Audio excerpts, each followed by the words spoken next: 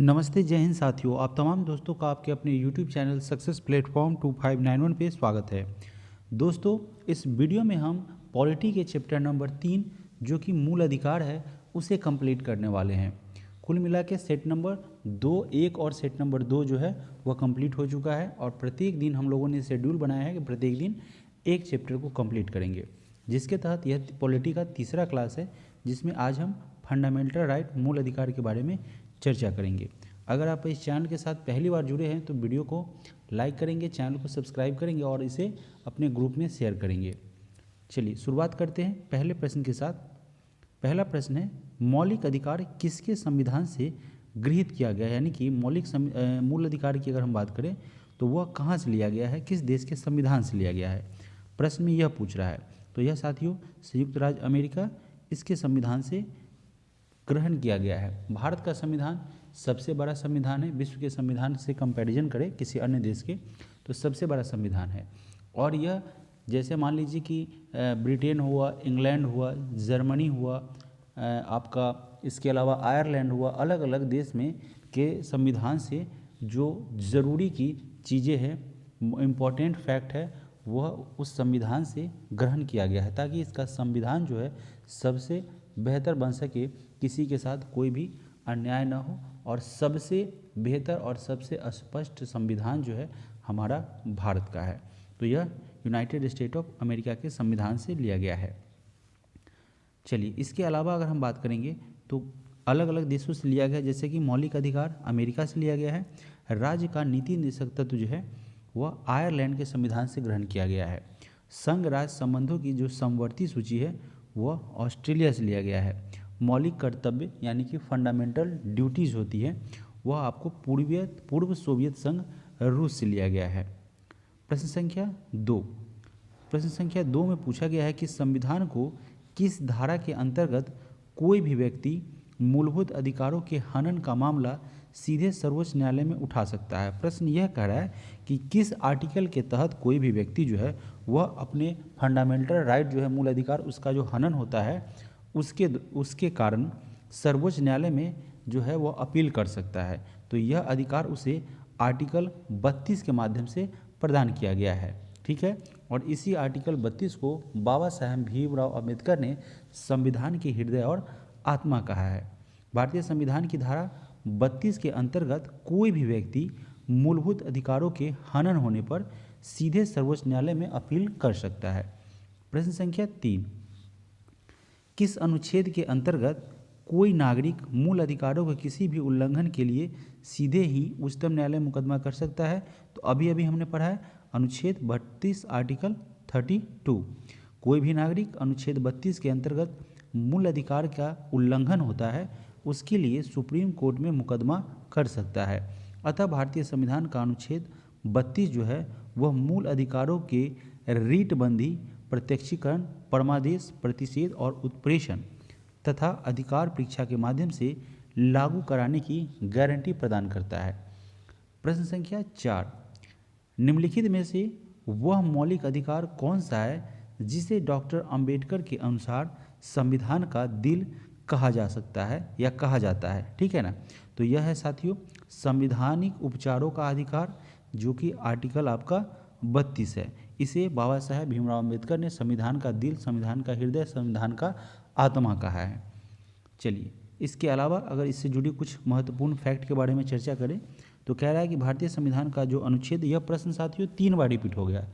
तो आपने देखा जब आप कंटिन्यू क्लास करेंगे तो प्रश्न बार बार रिपीट होते जाएंगे और आपका जो है प्रश्न और आंसर जो भी है वो आपको बिना याद किए ही याद हो जाएगा। अनुच्छेद 32 संवैधानिक उपचार का अधिकार प्रदान करता है और इसका उद्देश्य मूल अधिकारों के संरक्षण हेतु गारंटी, प्रभावी, सुलभ एवं संक्षेप उपचारों की व्यवस्था करता है। डॉक्टर अंबेडकर ने अनुच्छेद 32 को संविधान की आत्मा कहा है। देखिए इससे पहला पॉइंट पढ़े थे तो क्या कह रहा था? हृदय कहा था। अभी यहाँ पे क्या कहा है? आत्मा कह रहा है। तो अगर ये पूरे क्लास को देखिएगा तो सारे प्रश्न जो है आपको क्लियर हो जाएंगे। ठीक है, कोई भी डाउट नहीं करना है, बस आपको अंत तक बने रहना है। हम देखते हैं कि कई सारे व्यूअर या हम ही लोग कभी कभी क्या करते हैं, कोई भी टॉपिक जो अच्छा लगता है थंबनेल से इम्प्रेस होने के बाद क्लिक करते हैं और क्लिक के बाद उसे पूरा नहीं देखते। जब तक आप पूरा नहीं देखेंगे साथियों तो एक वर्ड में पॉलिटी खत्म हो जाएगा क्या? नहीं होगा, तो आपको पूरा देखना पड़ेगा ना। वैसा रहता तो बहुत सारे स्टूडेंट कंप्लीट कर लिए होते, 1 घंटा 2 घंटा लगाने की ज़रूरत नहीं है, 5 मिनट का क्लिक करते और सारा पॉलिटी ख़त्म हो जाता। तो ऐसा सर नहीं होता है, ठीक है। आपको पूरे कंप्लीट वीडियो देखने पड़ेंगे अथवा बुक आपको कंप्लीट स्टडी करने पड़ेगा। वीडियो नहीं देखिए, बुक स्टडी जरूर कीजिए, ठीक है, जो आपको बेहतर लगे। तो अगर आप वीडियो देखते हैं तो वीडियो में क्या होता है कि हम लोग पहले एनालिसिस करते हैं कि कौन सा कंटेंट जो है वो आपके लिए बेहतर होने वाला है, और तभी उस पर वीडियो बनाते हैं, क्योंकि हम भी अपना मेहनत जो है आपको जो है ज़ाया नहीं करना चाहते हैं। जितना भी एफर्ट हम लोग लगाते हैं चाहते हैं कि इससे किसी को लाभ हो, बेमतलब का हम लोग समय व्यस्त नहीं करते हैं, मतलब वेस्ट नहीं करते हैं। प्रश्न संख्या 5 में कह रहा है कि निम्नलिखित में से कौन सा मूल अधिकार केवल भारत के नागरिकों के लिए है? केवल भारत के नागरिकों के संदर्भ में पूछा गया है कि वह कौन सा नागरिक अधिकार है। तो साथियों, समानता की अधिकार तो उन्हें भी मिलता है, धर्म की स्वतंत्रता का अधिकार अलग को भी मिलता है, जीवन और स्वतंत्रता अधिकार सबकी है, अभिव्यक्ति का अधिकार है ना। अब देखिए इसमें कौन सा इसका आंसर होगा। इसका आंसर हो जाएगा ऑप्शन नंबर डी, जो कि मैंने बताया था, अभिव्यक्ति का अधिकार। कह रहा है कि भारतीय संविधान में कुछ मूल अधिकार केवल भारत के नागरिक को प्राप्त हैं, विदेशी नागरिक को यह अधिकार प्राप्त नहीं है। अनुच्छेद 19 के अंतर्गत अभिव्यक्ति का अधिकार सिर्फ भारतीय नागरिकों को प्राप्त है, जबकि जीवन और स्वतंत्रता का अधिकार, धर्म की स्वतंत्रता एवं समानता, इसका अधिकार विदेशी नागरिकों को भी प्राप्त है। प्रश्न संख्या 6, छठे नंबर प्रश्न में पूछा गया है कि मौलिक अधिकार निलंबित किए जा सकते हैं। कब निलंबित होता है? अलग अलग सिचुएशन के हिसाब से निलंबित हो सकता है। तो क्या होगा? अनुच्छेद 352 जो है इसके अंतर्गत आपातकाल का जब इमरजेंसी होता है उसका घोषणा किया जाता है, उस समय अनुच्छेद 358 के तहत अनुच्छेद 19 में उल्लिखित मूल अधिकार स्वतः ही निलंबित हो जाते हैं। कब? जब अनुच्छेद 358 के तहत जो है यह 352 में आपातकाल की घोषणा की जाती है, तो 358 के तहत जो है अनुच्छेद 19 में जो उल्लेख किया गया है मूल अधिकार, तो वह क्या होता है? स्वतः ही यह निलंबित हो जाते हैं। जबकि अन्य मूल अधिकार जो कि अनुच्छेद 20 एवं 21 को छोड़कर यह निलंबित करने की शक्ति राष्ट्रपति को अनुच्छेद 359 के अंतर्गत प्राप्त है, ठीक है। अगला प्रश्न है प्रश्न संख्या 7, निम्नलिखित में से कौन सा मौलिक अधिकार नहीं है? अब देख इसमें है ऑप्शन नंबर ए में कि समता का अधिकार, यानी कि राइट टू इक्वलिटी की अगर हम बात करेंगे तो यह अधिकार है, हमें समान अवसर या प्रत्येक नागरिक को समान अवसर मिलेगा, तो यह समानता का अधिकार या समता का अधिकार है। तो यह तो अधिकार दिया गया है। शोषण के प्रति अधिकार भी दिया गया है। धर्म की स्वतंत्रता का अधिकार है, कोई भी व्यक्ति जो अलग अलग धर्म से जुड़ा है तो आप उसको बाध्य नहीं कर सकते हैं किसी धर्म से जुड़ने के लिए, तो वह धार्मिक रूप से स्वतंत्र है। हड़ताल का अधिकार नहीं दिया गया है, ठीक है। ऑप्शन नंबर सी हमारा यहाँ से सही आंसर होगा। भारत के मूल संविधान में नागरिकों को कुल 7 मौलिक अधिकारों का वर्णन किया गया था, लेकिन जब 44वां संविधान संशोधन अधिनियम 1978 हुआ था, ठीक है, उसके द्वारा मूल अधिकार में से संपत्ति के अधिकार को निरक्षित कर, यानी कि हटा दिया गया था, निरक्षित कर संविधान के भाग 12 में अनुच्छेद 300 क के अंतर्गत रखा गया। हड़ताल का अधिकार मौलिक अधिकार नहीं होता है।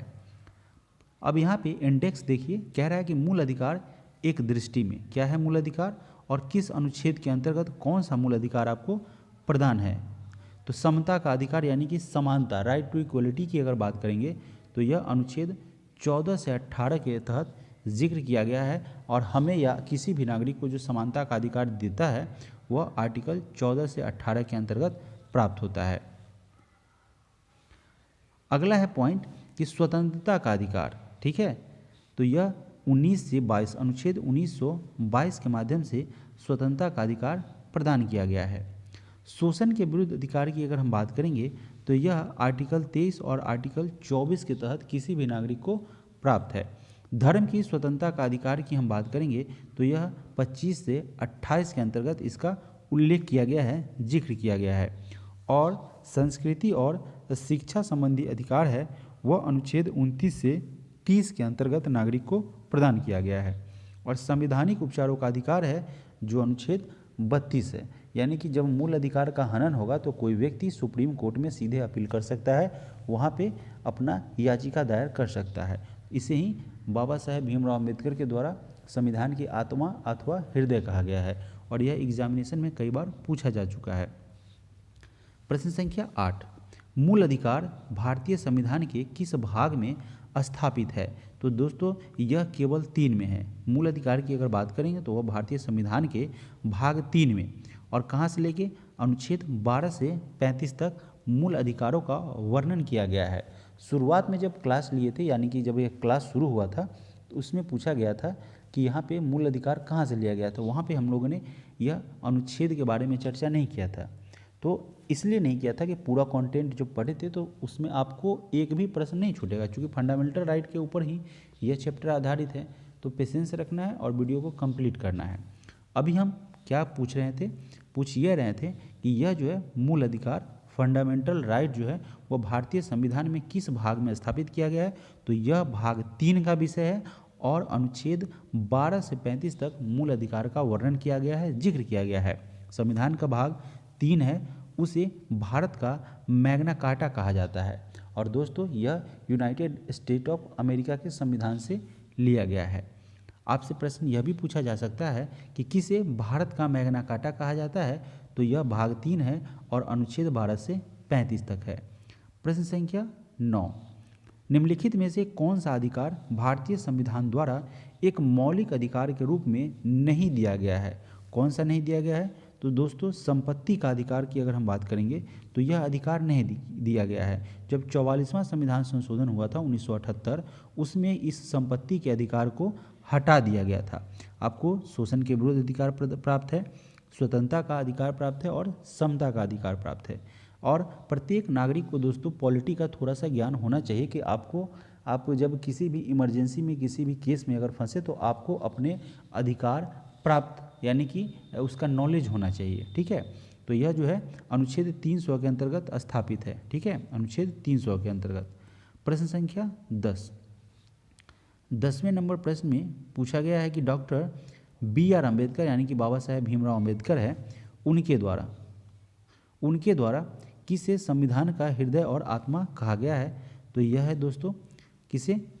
धर्म की स्वतंत्रता, संवैधानिक उपचारों का अधिकार। तो ऑप्शन नंबर सी हमारे यहाँ से करेक्ट आंसर हो जाएगा, अनुच्छेद 32। डॉक्टर भीमराव अम्बेडकर ने संवैधानिक उपचारों का अधिकार है, उसे अनुच्छेद 32 को संविधान का हृदय और आत्मा कहा है। यह प्रश्न जो है कई बार रिपीट हो गया। प्रश्न संख्या 11, मूल अधिकारों से संबंधित मामला निम्नलिखित में से कौन सा है? कौन सा है दोस्तों? तो यह है गोलकनाथ बनाम राज, पंजाब राज 1967। मूल अधिकार से संबंधित जो मामला है उसके बारे में पूछा गया है कि इनमें से कौन सा है। तो यह है साथियों गोलकनाथ बनाम पंजाब राज वाद, जो कि 1967 में हुआ था।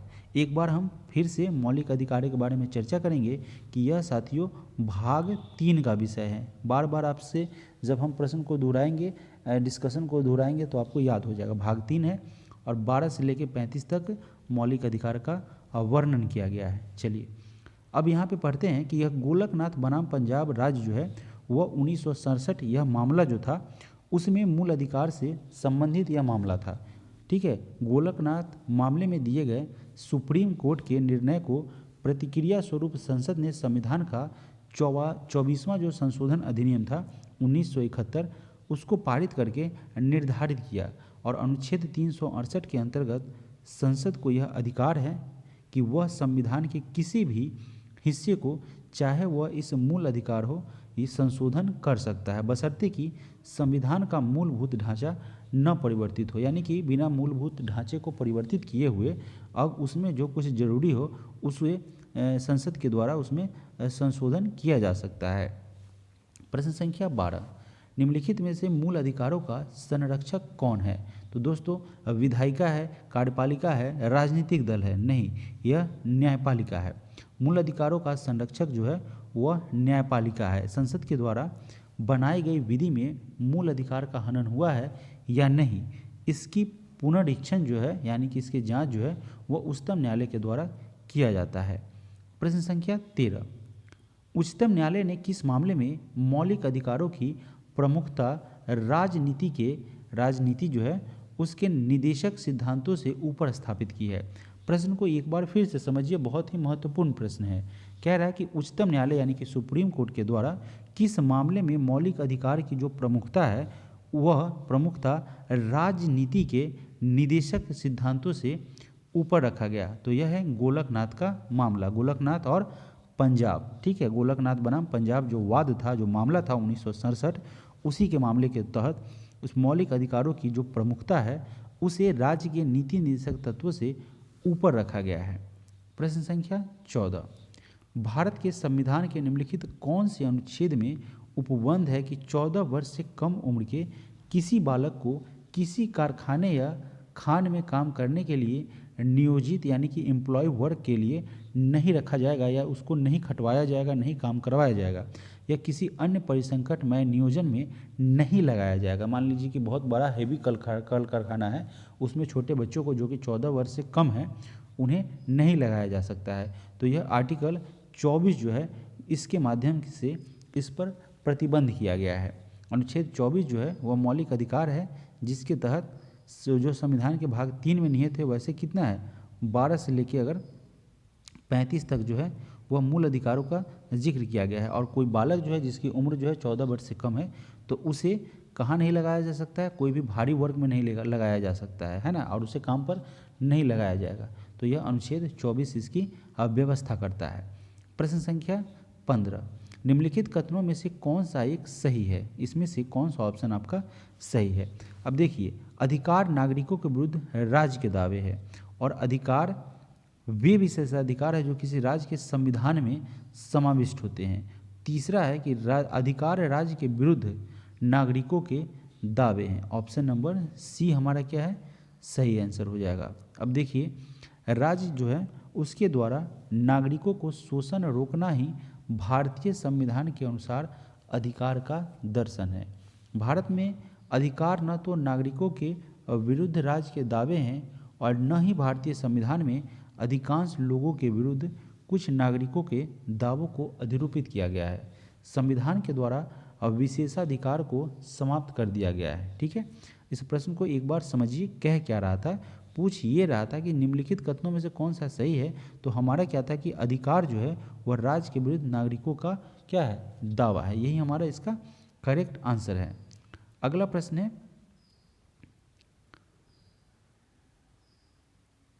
प्रश्न संख्या 16 नंबर प्रश्न में पूछा गया है कि भारत के संदर्भ में निम्नलिखित में से कौन सा अधिकारों और कर्तव्यों के बीच सही संबंध है, कौन सा इसमें से सही रिलेशन दर्शाता है। अब देखिए, यहाँ पे पहला ऑप्शन है कि अधिकार कर्तव्यों के साथ सह संबंधित होते हैं। जहाँ अधिकार अगर मिलेगा यानी कि फंडामेंट, अब जैसे कि क्या है मौलिक कर्तव्य होता है, तो ये क्या है मौलिक अधिकार की अगर हम बात करेंगे तो उसके साथ मौलिक कर्तव्य भी रहता है, यानी कि फंडामेंटल राइट भी जुड़ा रहता है, तो फंडामेंटल ड्यूटी भी है ना। तो यही यहाँ पे प्रश्न में पूछा गया था साथियों। प्रश्न को लिंक करके अगर समझेंगे तो आपको समझ में आएगा। क्या कह रहा है कि भारत के संदर्भ में निम्नलिखित में से कौन सा अधिकार और कर्तव्यों के बीच सही संबंध दर्शाता है। तो अधिकार कर्तव्यों के साथ क्या होता है, संबंधित होता है, सहसंबंधित होता है। ऑप्शन ए हमारा यहाँ से सही हो जाएगा। अधिकार और कर्तव्य के बीच अन्योन्याश्रय संबंध है, यानी कि अटूट संबंध है। अधिकार सभी नागरिकों के लिए समान होता है और कोई भी अधिकार गैर सामाजिक कर्तव्यों की मान्यता नहीं देता है।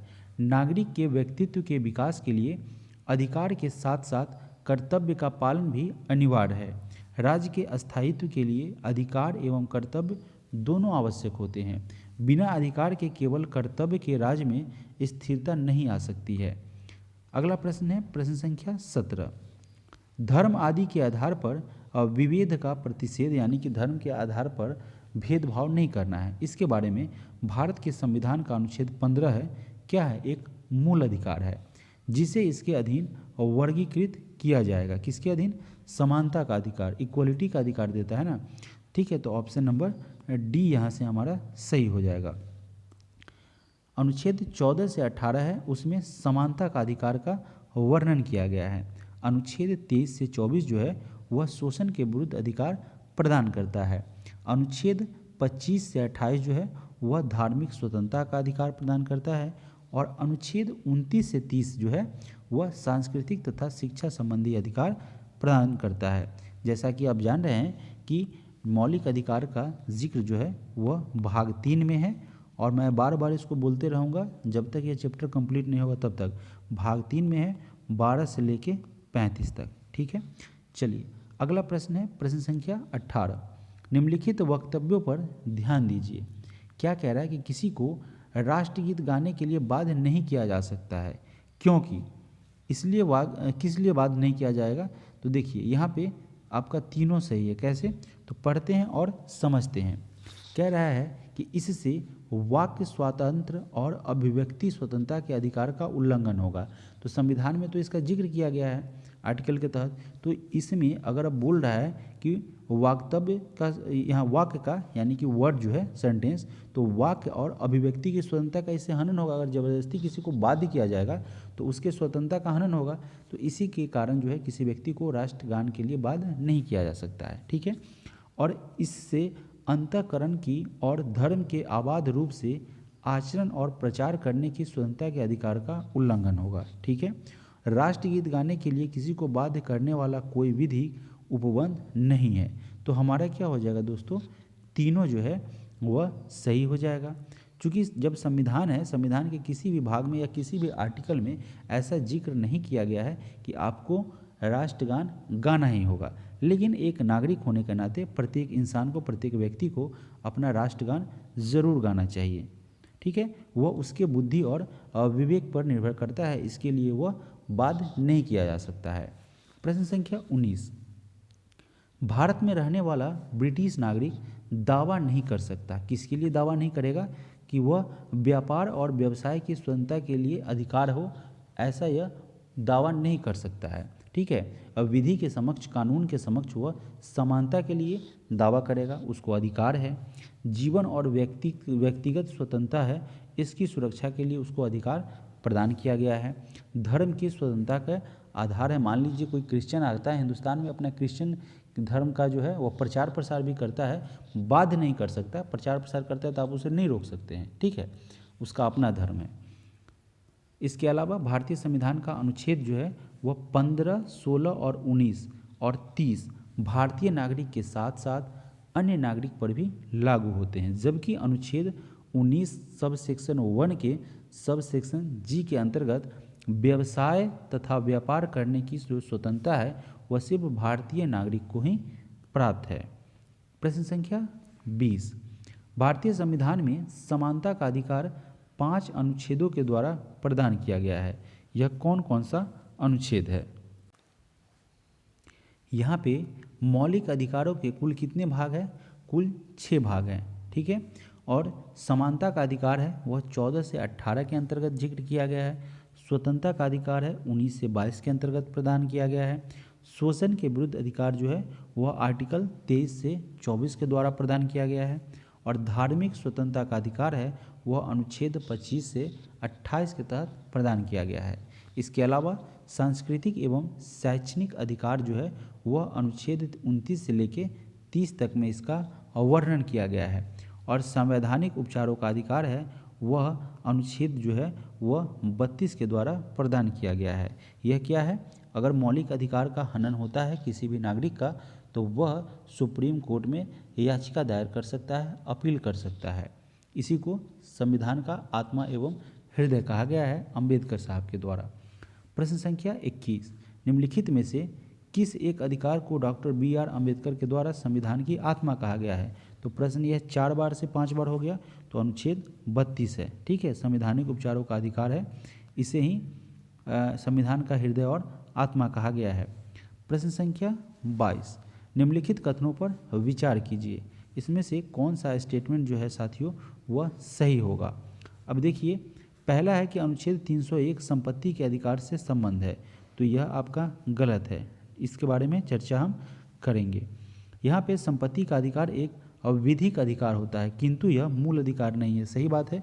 जब 44वां संविधान संशोधन हुआ था, 44वां संविधान संशोधन हुआ था, जो कि कब हुआ था 1978 में, और उसी के द्वारा जो है उसी के द्वारा जो है इसे अलग कर दिया गया था। ठीक है, तो हमारा क्या हो जाएगा, 2 आपका सही हो जाएगा।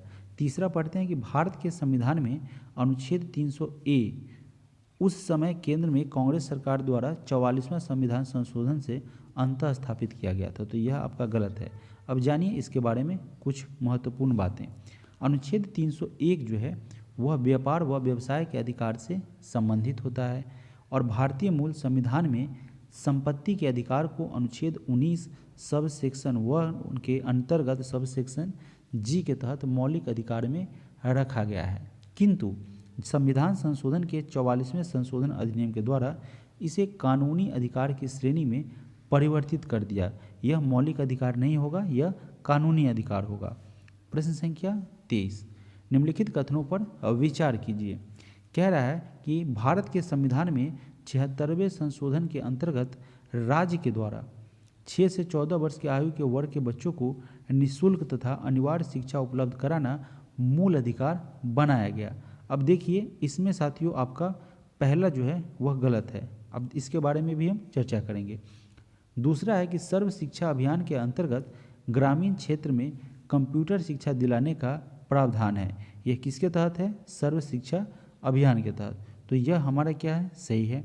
तीसरा है शिक्षा भारत के संविधान के 42वें संविधान संशोधन 1976 के द्वारा समवर्ती सूची में सम्मिलित किया गया है। ठीक है, शिक्षा जो किसका विषय है, समवर्ती सूची का विषय है और इसे 42वें संविधान संशोधन 1976 के द्वारा इसे समवर्ती सूची में शामिल किया गया है। अब यहाँ पे कह रहा है कि कौन सा, सी जो है आपका गलत है। ठीक है, सी जो है यह प्रावधान 86वें संविधान संशोधन अधिनियम के द्वारा इसे जोड़ा गया है।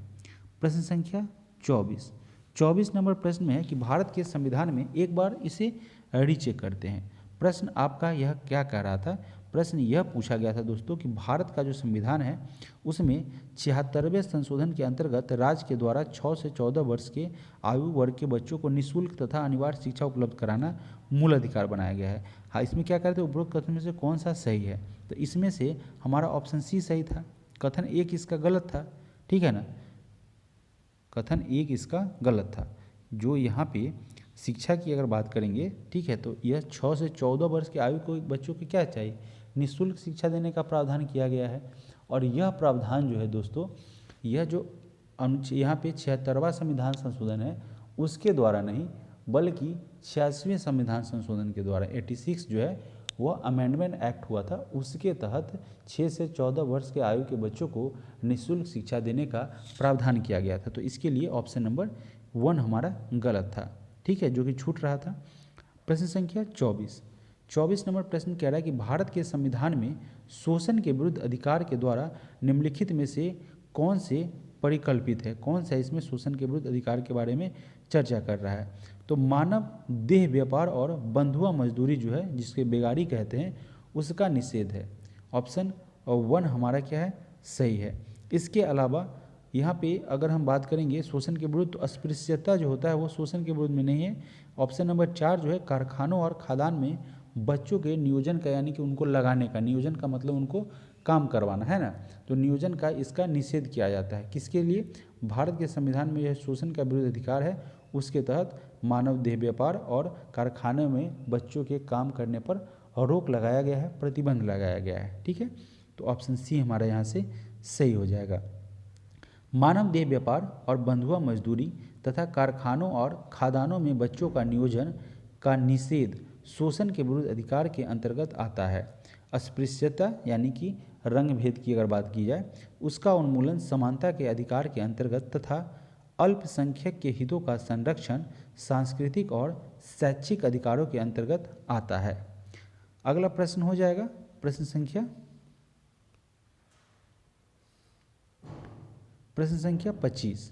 25 नंबर प्रश्न में पूछा गया है कि निम्नलिखित में से किस वर्ष में भारत के संविधान में विद्यमान मूल अधिकारों में मूल कर्तव्यों को जोड़ा गया था। तो यह जोड़ा गया था 29 मई 1978 को। ठीक है, 29 मई 1978 को संवैधानिक सुधार पर अनुशंसा देने के लिए सरदार स्वर्ण सिंह समिति का गठन किया गया था। यहाँ पे क्या है साथियों, 1976। तो पहले इसको समझिए, 76 के द्वारा 78 में किया गया था। ठीक है, हालांकि जब आप डिटेल्स पढ़ेंगे तो आपको क्लियर हो जाएगा। क्या कह रहा है कि स्वर्ण सिंह समिति है, उन्होंने अपनी संपत्ति में 8 मौलिक कर्तव्यों का सुझाव दिया, परामर्श दिया, और स्वर्ण सिंह समिति की जो अनुशंसा थी, सिफारिश थी, उसके आधार पर 42वां संविधान संशोधन अधिनियम 1976 के द्वारा अनुच्छेद 51 के डी संविधान में जोड़ा गया तथा संविधान में 10 मौलिक कर्तव्य शामिल हो गए। ठीक है, तो यहाँ पे क्या हो जाएगा, 1976 इसका आंसर हो जाएगा। अगला प्रश्न है प्रश्न संख्या 26। भारतीय संविधान के द्वारा प्रदत्त निम्नलिखित अधिकारों में से कौन सा अधिकार गैर नागरिकों को भी प्राप्त है, यानी कि जो भारत का नागरिक नहीं है उसके बारे में कह रहा है। तो दोस्तों, संपत्ति अर्जित करने या कोई उपजीविका, व्यापार या कारोबार करने की स्वतंत्रता। ठीक है, पूछा गया है कि भारतीय संविधान के द्वारा जो अधिकार दिया गया है उसमें से कौन सा अधिकार गैर नागरिक को भी प्राप्त है, तो यह है संपत्ति अर्जित करने का, उपजीविका, व्यापार या कारोबार करने की स्वतंत्रता है। संवैधानिक उपचारों का अधिकार उसे नहीं है।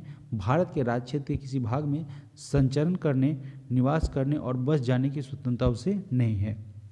ठीक है, और वाक की सम्मेलन करने की एवं संघ बनाने की स्वतंत्रता उसे नहीं प्रदान की गई है। ऑप्शन नंबर सी हमारा सही हो जाएगा।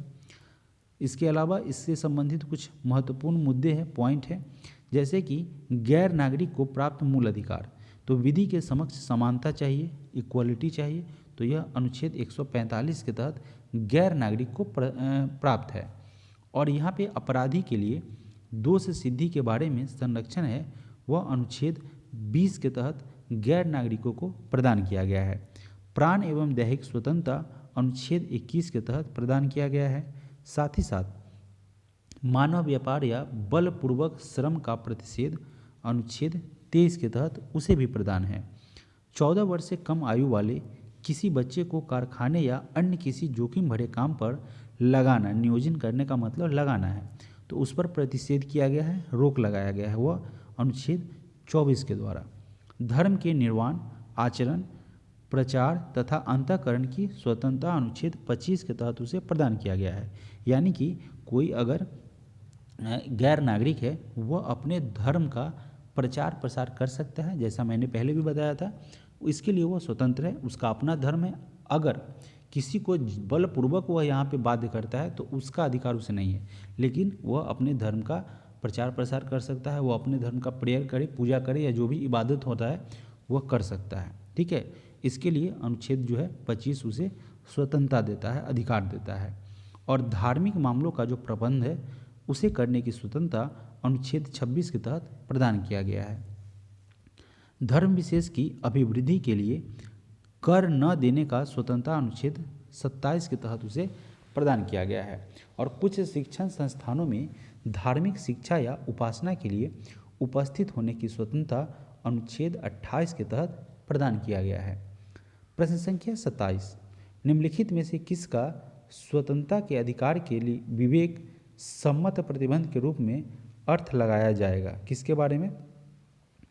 तो जब राज्य किसी उम्मीदवार के द्वारा, जब राज्य जो है वह किसी उम्मीदवार के द्वारा धर्म के नाम पर मत प्राप्त करने की अनुज्ञात करता है, तो उस पर क्या किया जाएगा दोस्तों? इस स्थिति में उसके लिए, है ना, स्वतंत्रता के अधिकार के विवेक के सम्मत प्रतिबंध के रूप में अर्थ लगाया जाएगा, है ना, उस पर प्रतिबंध है, ऐसा आप नहीं कर सकते हैं। भारतीय संविधान में मूल अधिकारों के अंतर्गत स्वतंत्रता का अधिकार देश के नागरिकों को प्रदान किया गया है। अनुच्छेद 19 में किसी नागरिक को लिंग, जाति, धर्म के आधार पर सार्वजनिक स्थान में प्रवेश से नहीं रोका जा सकता है। प्रश्न संख्या 28, निम्नलिखित में से कौन सा एक भारत के संविधान के अधीन मानवाधिकार है, मानव का अधिकार है, साथ ही मूल अधिकार भी है? तो यह है दोस्तों शिक्षा का अधिकार। भारतीय संविधान का अंतर्गत शिक्षा का अधिकार मानव अधिकार के अंतर्गत आता है। इसे 2002 ईस्वी में 86वें संविधान संशोधन के जरिए संविधान की धारा 21 में सब सेक्शन ए के तहत जोड़ा गया था। शिक्षा को मौलिक अधिकार बनाया गया था। अगला प्रश्न है प्रश्न संख्या 29। निम्नलिखित मूल अधिकारों में से कौन सा एक भारत भूमि में एक विदेशी का भी उपलब्ध कराता है? तो यह कौन सा हो जाएगा? यह होगा दोस्तों ऑप्शन नंबर सी, विधि के द्वारा स्थापित पद्धति के अनुसार प्राण और दैहिक स्वतंत्रता का संरक्षण। इस प्रश्न को एक बार फिर से पढ़िए। प्रश्न यह कह रहा है कि कौन मूल अधिकारों में से यह कौन सा है जो भारत भूमि में एक विदेशी को भी उपलब्ध है।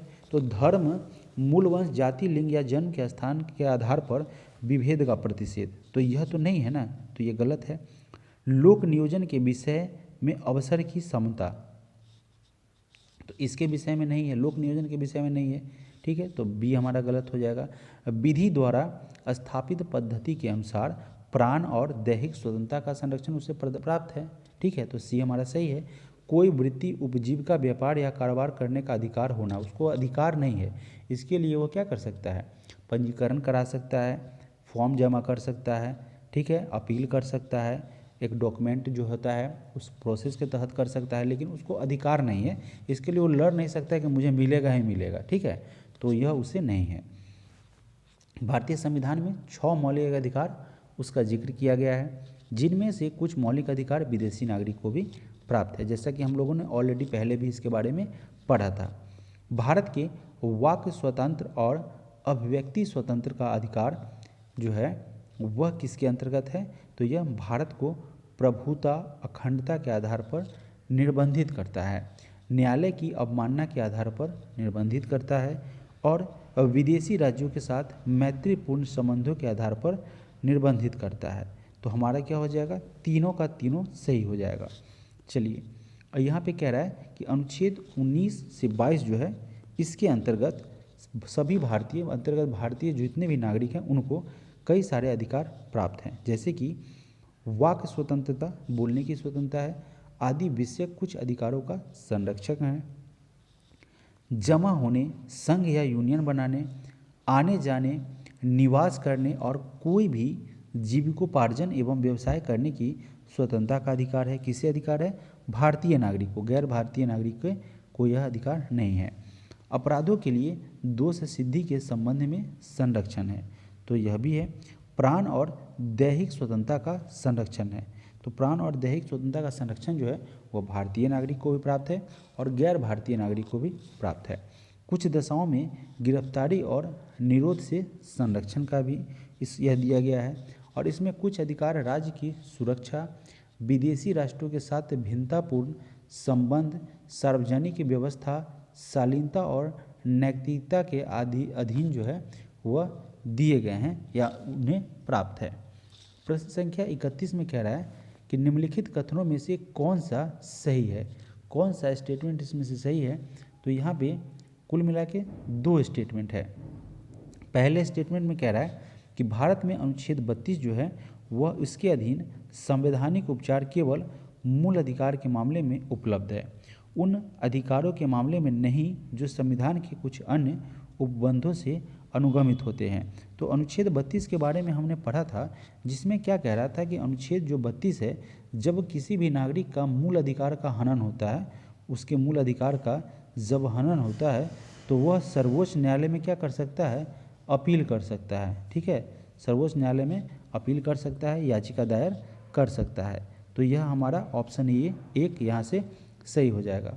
दूसरा ऑप्शन है कि उच्चतम न्यायालय, उच्च न्यायालय हाई कोर्ट हो गया और उच्चतम न्यायालय आपका सुप्रीम कोर्ट हो गया।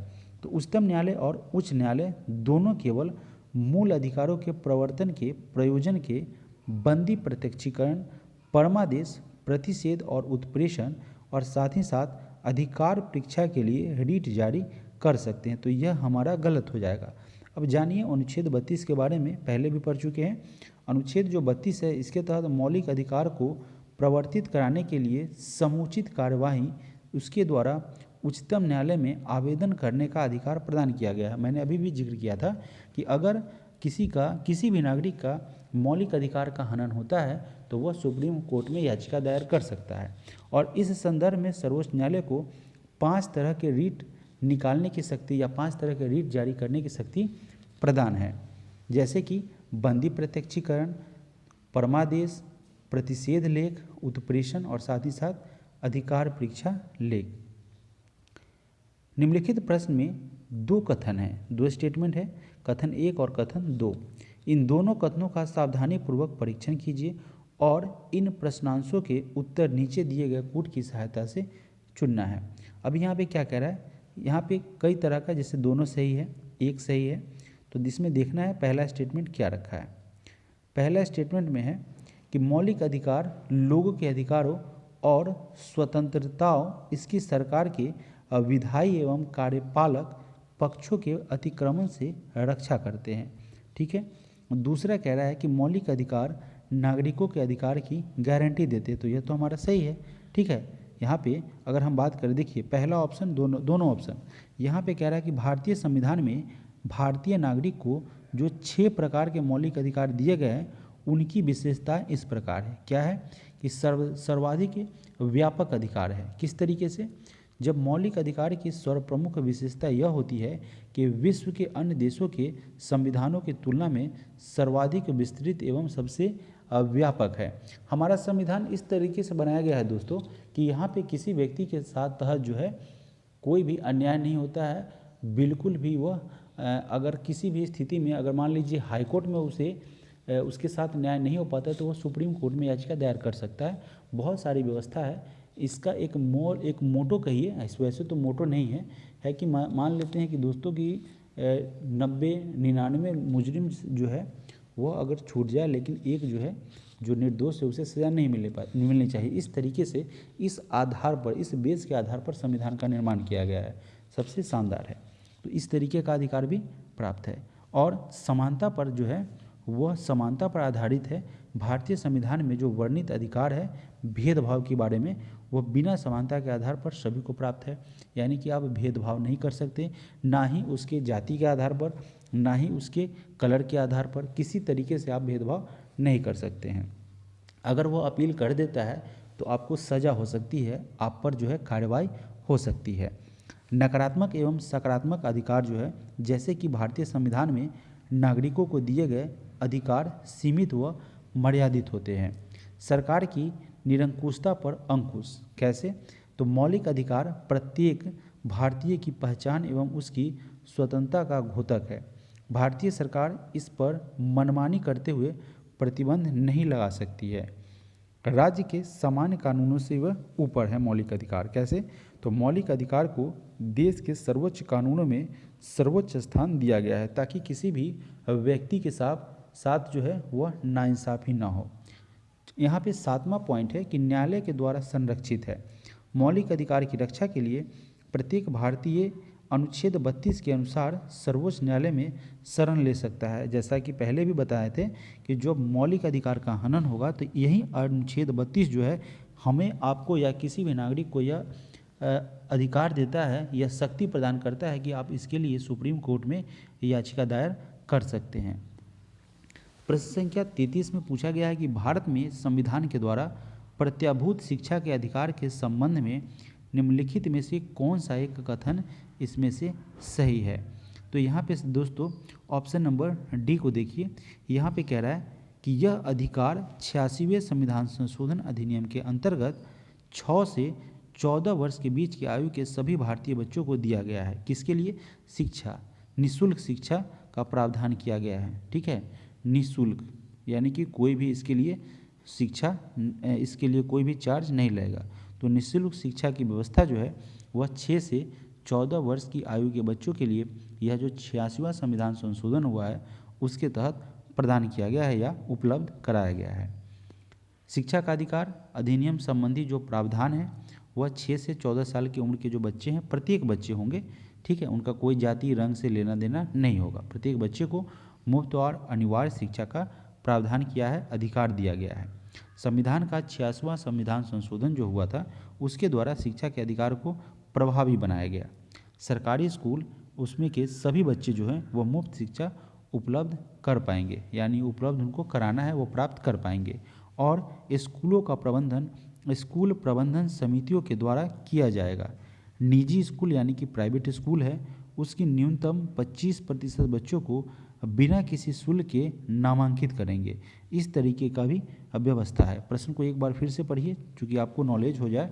यह क्या कह रहा है कि जो भी निजी स्कूल है, प्राइवेट स्कूल है, वह कम से कम 25% बच्चों को बिना किसी शुल्क के नामांकित करेंगे। गुणवत्ता समेत प्रारंभिक शिक्षा के सभी पहलुओं पर निगरानी के लिए प्रारंभिक शिक्षा के लिए राष्ट्रीय आयोग बनाया जाएगा। प्रश्न संख्या 34 नंबर प्रश्न में है कि निम्नलिखित में से कौन से भारत के संविधान में शोषण के विरुद्ध अधिकार का भाग होने के रूप में विचार किए गए हैं? कौन सा है? तो मानव के दुर्व्यवहार और बलात्श्रम का भी प्रतिषेध है, अस्पृश्यता का अंत है, अल्पसंख्यक वर्गों के हितों का संरक्षण है, कारखाने और खान जो है, जो भी माइंस होते हैं वहाँ पे बालकों के प्रयोजन का प्रतिषेध है। अब देखिए इसके बारे में यहाँ पे कह रहा है दोस्तों कि शोषण के विरुद्ध अधिकार में मानव के बलात्श्रम का प्रतिषेध एवं कारखाने में बालकों के नियोजन का प्रतिषेध जो है वह शामिल है। ठीक है, यह इसमें शामिल किया गया है ऑप्शन नंबर 1 और 4। प्रश्न संख्या 35 नंबर में कह रहा है कि निम्नलिखित में से कौन सा एक भारत के संविधान में सम्मिलित मूल अधिकारों में शामिल नहीं है? तो समानता का अधिकार तो है, स्वतंत्रता का अधिकार है, ठीक है, शोषण के विरुद्ध अधिकार है, लेकिन तो सूचना का अधिकार जो है वह जो है मूल अधिकार के अंतर्गत इसे नहीं रखा गया है। भारतीय नागरिकों को मूल अधिकार प्राप्त है कई सारे, जैसे कि समता या समानता का अधिकार अनुच्छेद 14 से लेके अनुच्छेद 18 तक।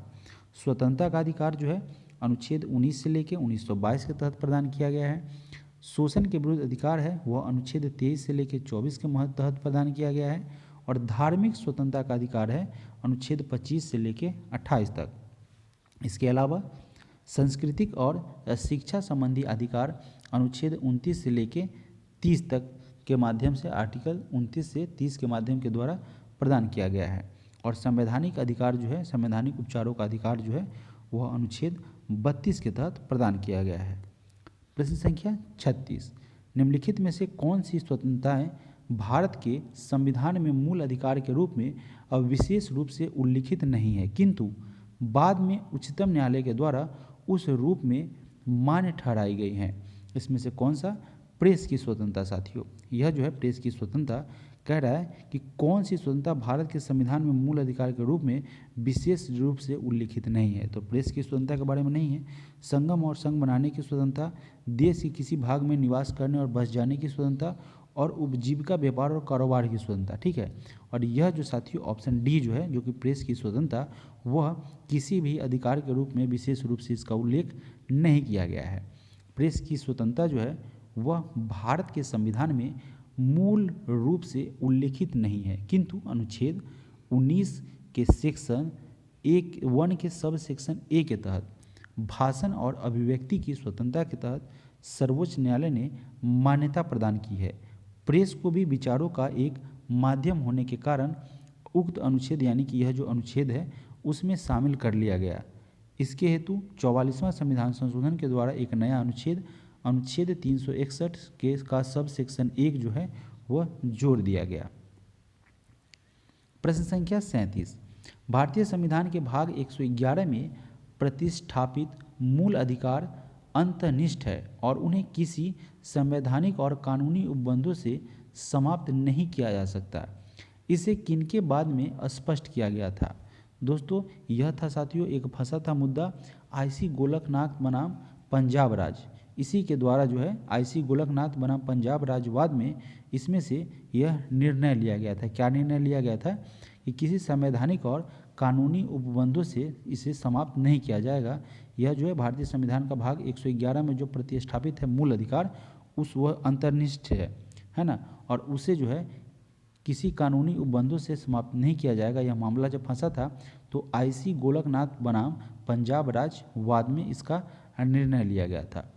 प्रश्न संख्या 38 मूल अधिकार की उपलब्धता के संबंध में व्यक्तियों के निम्नलिखित में से किस प्रवर्ग के साथ समान व्यवहार नहीं होता है? किसके बारे में कह रहा है? मूल अधिकार की जो उपलब्धता होती है उसके संबंध में व्यक्ति के निम्नलिखित में से किस प्रवर्ग के साथ समान व्यवहार नहीं होता है? तो दोस्तों सशस्त्र बलों के सदस्य के साथ होता है, उन बलों के सदस्य जिन्हें लोक व्यवस्था बनाए रखने का उत्तरदायित्व सौंपा गया है, ठीक है, और उन बलों के सदस्य जिन्हें देश की संसूचना प्रणालियों की व्यवस्था के संबंध में नियोजित किया गया है। नियोजित नहीं साथियों, जिसको उत्तरदायित्व सौंपा गया है। तो ऑप्शन ए और बी सही है।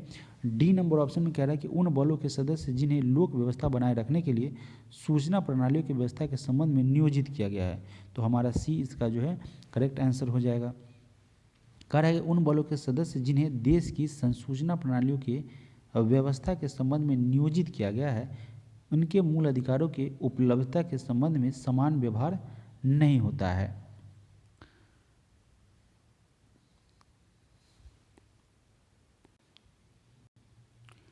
प्रश्न संख्या 39 नंबर प्रश्न में पूछा गया है कि भारत का संविधान जो है अपने सभी नागरिकों को किसके या किन के अधीन रहते हुए विचार एवं अभिव्यक्ति की स्वतंत्रता सुनिश्चित करता है। तो यह इसका जो आंसर हो जाएगा साथियों, यह है निदेशक तत्वों का कार्यान्वयन और दूसरा है आपका मूल कर्तव्य, ठीक है, जिसको फंडामेंटल ड्यूटीज़ कहते हैं। भारत का संविधान अपने सभी नागरिकों को निदेशक तत्वों के कार्यान्वयन और मूल कर्तव्य के अधीन रहते हुए विचार एवं अभिव्यक्ति की स्वतंत्रता को सुनिश्चित करता है। प्रश्न संख्या 40, भारत के संविधान के अधीन अंतःकरण की स्वतंत्रता किसके अध्ययधीन है। पूछा गया कि अंतःकरण की जो स्वतंत्रता है वह किसके अध्ययधीन है। तो जो है साथियों लोक व्यवस्था, सदाचार और स्वास्थ्य है। कोई विधि जो सामाजिक कल्याण तथा सुधार की व्यवस्था करती है। और तीसरा सार्वजनिक स्वरूप वाले हिंदू धार्मिक संस्थान जो है उनका सभी हिंदुओं के लिए खोला जाना। यह क्या करता है, संविधान के अधीन जो है वह अंतःकरण की स्वतंत्रता इसी के अधीन होता है। तो ऑप्शन 1, 2 और 3 हमारा यहाँ से सही हो जाएगा। और साथ ही साथ अगर हम बात करें तो यहाँ पे एक इंडेक्स है, कह रहा है कि भारत के संविधान के अधीन जो है वो अंतःकरण की स्वतंत्रता, लोक व्यवस्था, सदाचार और स्वास्थ्य, कोई विधि जो सामाजिक कल्याण तथा सुधार की व्यवस्था करती है तथा सार्वजनिक स्वरूप वाले हिंदू धार्मिक संस्थानों को या स्थानों को सभी हिंदुओं के लिए खोला जाना इसी के अधीन शामिल होता है। प्रश्न संख्या 41, निम्नलिखित में से कौन से मूल अधिकार गैर नागरिकों को उपलब्ध होते हैं जो कि भारत के नागरिक नहीं हैं। तो विधि के समक्ष समानता का अधिकार, समता का अधिकार उन्हें, या समानता का अधिकार जिसे राइट टू इक्वलिटी कहते हैं, तो वह उसे प्राप्त है। और इसके अलावा विभेद के विरुद्ध अधिकार कहेंगे तो नहीं है, अवसर की समानता उसे नहीं है, प्राण और दैहिक स्वतंत्रता उसे प्राप्त है। तो 1 और 4 ऑप्शन नंबर बी हमारा यहाँ से सही हो जाएगा।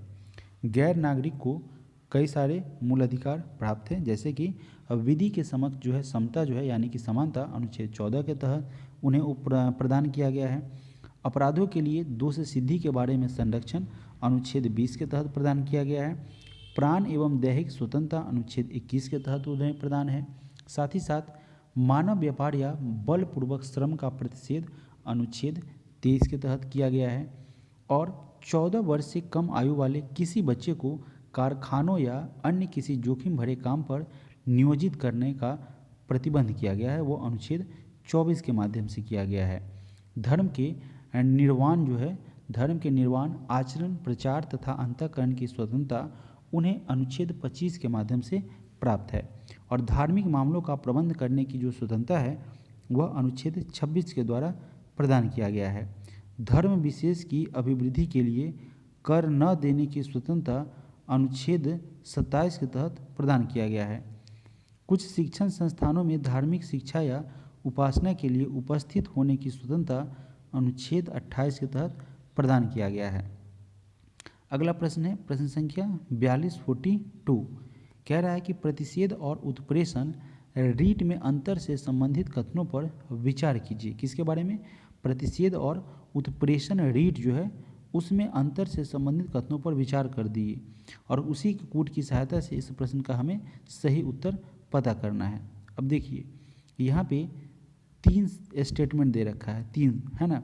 अब देखिए यहाँ पे क्या कह रहा है कि प्रतिषेध रीट जो होता है उसके बारे में, तो वह जो है साथियों कि प्रतिषेध रीट अधीनस्थ न्यायालय इसके अधिकारिता से परे निर्णय देने से पूर्व सुनवाई के दौरान जारी की जाती है।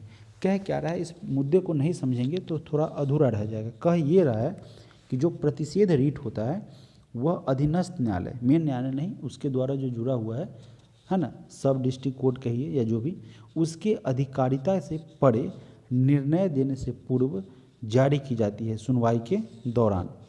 दूसरा है यहाँ पे प्रतिषेध रीट का मुख्य उद्देश्य न्यायिक त्रुटि को रोकना है।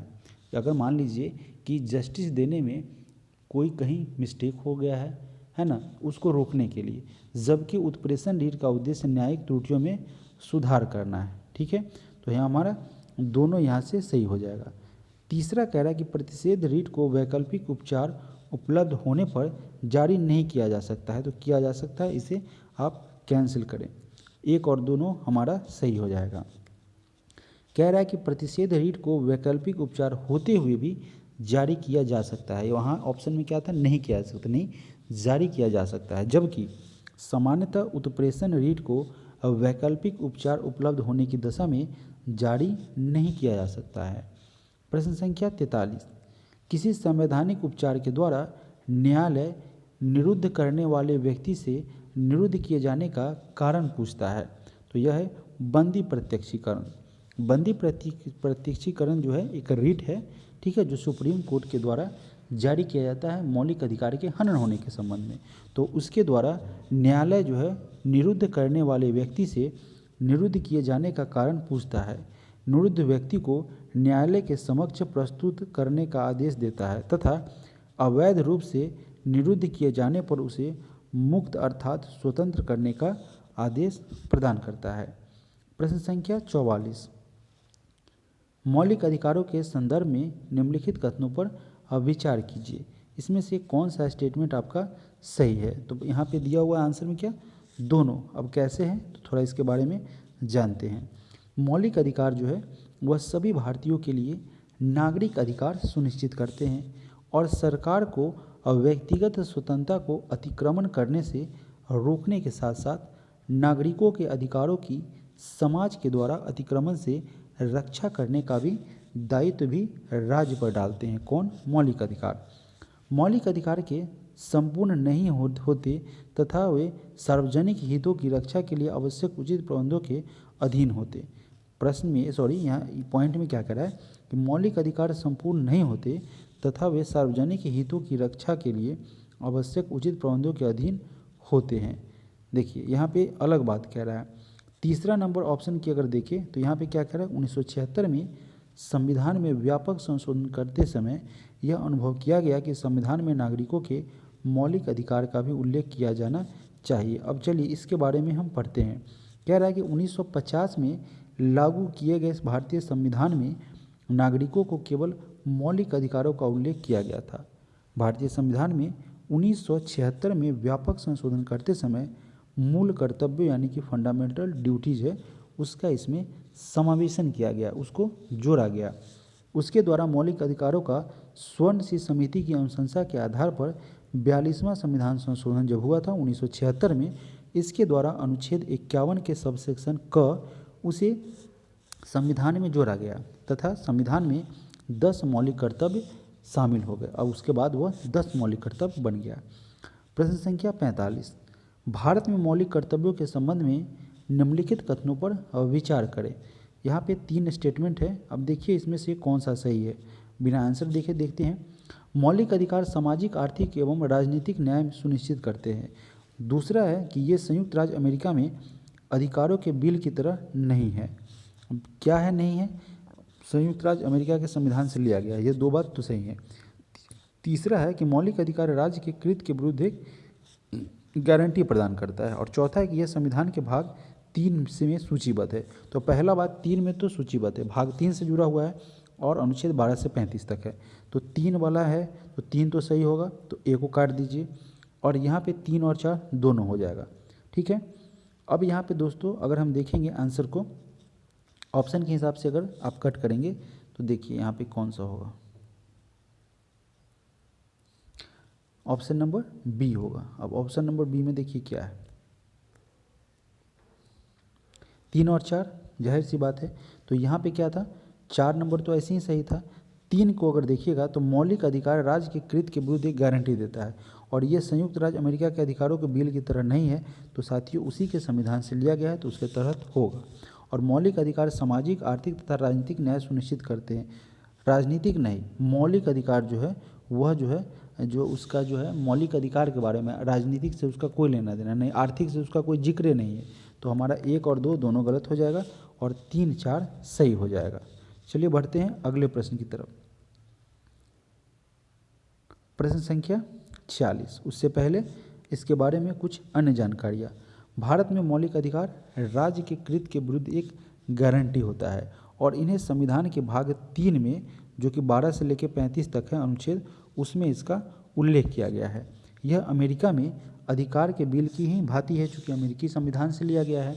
सामाजिक, आर्थिक तथा राजनीतिक न्याय राज्य के नीति निर्देशक तत्व सुनिश्चित करते हैं, न कि मौलिक अधिकार। ठीक है ना। तो हमारा क्या हो जाएगा, करेक्ट आंसर हो जाएगा ऑप्शन नंबर बी, जो क्या था 4 था और 3 था सही। रीट क्षेत्राधिकार के संदर्भ में निम्नलिखित कथनों पर विचार कीजिए। रीट के बारे में तो कौन सा सही हो जाएगा। अब देखिए पहला सही नहीं है, किस तरीके से तो समझते हैं।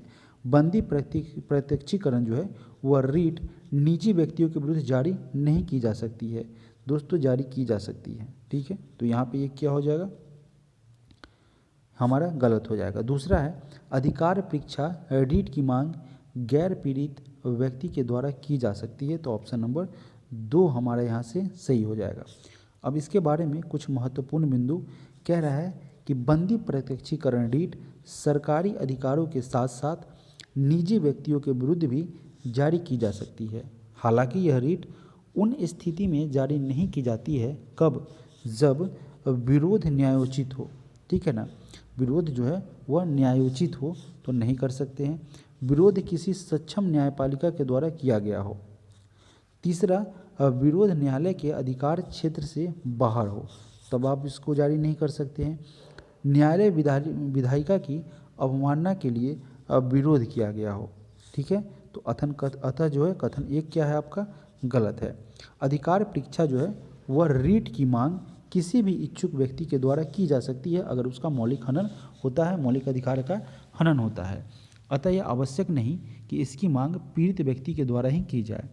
यह रीट केवल कानून या संविधान द्वारा निर्मित अस्थायी प्रकृति की सरकारी कार्यालय के मामले में ही जारी की जा सकती है और इसे मंत्रालय संबंधी कार्यालय या निजी कार्यालय के मामलों में जारी नहीं किया जा सकता है। तो क्या हो जाएगा, दूसरा कथन हमारा सही हो जाएगा।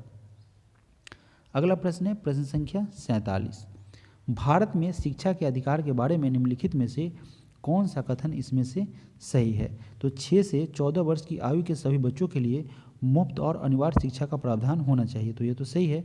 शिक्षा का अधिकार अधिनियम 2009 के प्रावधान की अनिवार्यता है। विद्यालय में योग शिक्षक और बुनियादी अवसंरचना अवश्य होनी चाहिए। चलिए इसके बारे में जानते हैं। और तीसरा है कि आर्थिक, सामाजिक और सांस्कृतिक पृष्ठभूमि के आधार पर बिना किसी भेदभाव के गुणवत्ता युक्त शिक्षा प्रदान की जानी चाहिए। तो हमारा दोस्तों यहाँ पे तीनों सही हो जाएगा। ठीक है, अब जानते हैं इसके बारे में कुछ महत्वपूर्ण पॉइंट। कह रहा है कि भारतीय संविधान के 86वां संशोधन जो हुआ था 2002, इसके तहत शिक्षा मौलिक अधिकार, इस शिक्षा को मौलिक अधिकार के विषय में शामिल कर दिया गया है, जोड़ दिया गया। और इसके अंतर्गत राज्य को 6 से 14 वर्ष के जितने भी बच्चे हैं उन्हें निःशुल्क शिक्षा प्रोवाइड करना, यानी कि उनको उपलब्ध कराना जो है अनिवार्य कर दिया गया। शिक्षा का अधिकार अधिनियम 2009 के तहत विद्यालय में कुशल शिक्षक और बुनियादी अवसंरचनाओं को अनिवार्य बना दिया गया। किसी भी आधार पर बिना किसी भेदभाव के गुणवत्ता युक्त जो है वह शिक्षा उपलब्ध करवाना जो है वह अनिवार्य कर दिया गया। प्रश्न संख्या 48। भारत के संविधान के अनुसार धार्मिक कार्यों के प्रबंध की स्वतंत्रता, इसके संबंध में निम्नलिखित में से कौन सा कथन सही नहीं है, कौन सा इसमें गलत है उसे बताना है। अब देखिए यहाँ पे पहला जो है ऑप्शन, पहले नंबर ऑप्शन में क्या कहा है कि भारतीय संविधान के अनुच्छेद 26 के अंतर्गत प्रत्येक धार्मिक समुदाय को, चाहे वह लघु हो या बृहद यानी कि छोटा हो अथवा बड़ा, अपने धर्म विषयक कार्य के संचालन और प्रबंध करने का अधिकार उसे प्रदान है। ठीक है, वह जो है अपने धर्म का प्रचार प्रसार कर सकता है। भारत में सांस्कृतिक और शैक्षिक अधिकारों के बारे में निम्नलिखित में से कौन सा कथन सही नहीं है, इसमें से कौन सा स्टेटमेंट इसका गलत है। अब देखिए पहला ऑप्शन है कि नागरिकों के हर वर्ग को अपनी भाषा, लिपि अथवा संस्कृति को बनाए रखने का अधिकार है। तो ऑप्शन ए इसका सही हो जाएगा। बी नंबर ऑप्शन में है कि राज्य द्वारा पोषित या राज्य निधि से सहायता प्राप्त करने वाले किसी शैक्षणिक संस्थान में किसी भी नागरिक को धर्म, प्रजाति या भाषा के आधार पर प्रवेश लेने से वंचित नहीं किया जा सकता है। यानी कि राइट टू इक्वलिटी है, समानता का अधिकार है ना। तो ऑप्शन बी भी हमारा यहाँ से सही हो जाएगा। सी नंबर है कि शैक्षणिक संस्थाओं को सहायता प्रदान करने में राज्य किसी शैक्षणिक संस्थान के प्रति इस आधार पर कि यह किसी बहुसंख्यक समुदाय के प्रबंध के अधीन है भेदभाव करेगा, भेदभाव नहीं कर सकता है। तो सी हमारा क्या होगा, गलत हो जाएगा और यही हमारा आंसर हो जाएगा। डी नंबर ऑप्शन को एक बार पढ़ते हैं, क्या कह रहा है कि धर्म या भाषा किसी पर भी आधारित सभी अल्पसंख्यकों को अपनी रुचि के शैक्षणिक संस्थाओं की स्थापना करने और उनके संचालन करने का अधिकार होता है। तो यह भी हमारा सही है। संविधान का अनुच्छेद 30 जो है इसके अनुसार सरकार किसी अल्पसंख्यक वर्ग के शैक्षणिक संस्थान के लिए सहायता या अनुदान देने में भेदभाव नहीं करेगी। प्रश्न संख्या 50, जब आपातकाल की उद्घोषणा प्रचालन यानी कि ऑपरेशन में हो तब निम्नलिखित में से किसे अपवाद स्वरूप छोड़कर सभी मूल अधिकार के प्रवर्तन के लिए न्यायालय में जाने का अधिकार निलंबित रहता है, यानी कि स्वतः ही वह मूल अधिकार क्या होते हैं, समाप्त हो जाते हैं। तो यह अनुच्छेद 20 जो है और अनुच्छेद 21 को छोड़कर, ठीक है। 44वें संविधान संशोधन के द्वारा यह उपबंध किया गया कि आपातकाल यानी कि इमरजेंसी के दौरान उसके अनुच्छेद 20 और अनुच्छेद 21 इसको छोड़कर बाद बाकी सब क्या हो जाएगा, निलंबित हो जाएगा, ठीक है।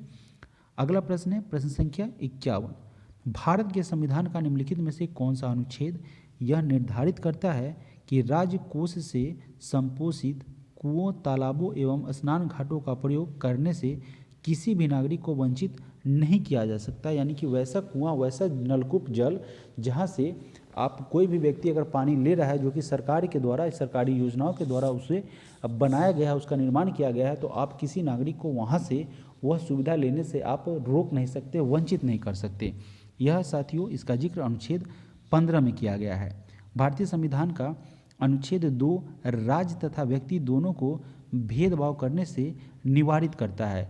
अनुच्छेद 15 के सबसेक्शन 2 के अंतर्गत यह निर्धारित किया गया है कि सार्वजनिक स्थलों, होटलों तथा राज्य निधि से संपोषित कुओं, तालाबों, स्नान घाट, सड़क और सार्वजनिक समागम के स्थलों आदि का प्रयोग करने से किसी भी नागरिक को वंचित नहीं किया जा सकता है। प्रश्न संख्या 52, भारत के संविधान में गारंटित मूल अधिकार निलंबित किए जा सकते हैं केवल राष्ट्रपति आपात उद्घोषणा के द्वारा। मौलिक अधिकार की समाप्ति या कटौती केवल विशेष परिस्थिति में ही हो सकती है। अनुच्छेद 352 के तहत राष्ट्रीय आपात लागू होने पर अनुच्छेद 19 के तहत प्रदान मौलिक अधिकार जो होता है वह स्वतः ही निलंबित हो जाते हैं। अगला प्रश्न है प्रश्न संख्या 53। 53 नंबर प्रश्न में पूछा गया है कि भारत के संविधान में प्रतिस्थापित निम्नलिखित में से कौन से मौलिक अधिकार केवल नागरिकों से संबंधित है। तो यह है दोस्तों अनुच्छेद 19 जो है वाक स्वातंत्र के अधिकार का, यानी कि बोलने का अधिकार है, वाक की स्वतंत्रता प्रदान की गई है। तो हमारा क्या हो जाएगा, ऑप्शन ए सही हो जाएगा।